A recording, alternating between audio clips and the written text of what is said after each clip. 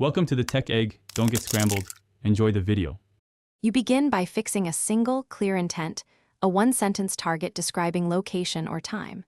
Once done, settle into a quiet 20-60-minute window and sit comfortably. Put on headphones and start a Monroe-style hemisync track at low volume. This helps guide brainwave shift. Make sure to breathe deeply for several minutes to slow heart rate and quiet chatter. As you relax, repeat your targets silently. This anchors what you'll observe during the session.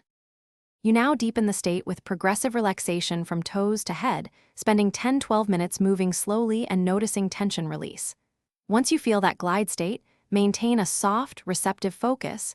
Don't force images. Start an active recording method. Keep a sketchpad or voice recorder at hand and note impressions as they arise. Continue cycling attention between breath and target. This stabilizes perception.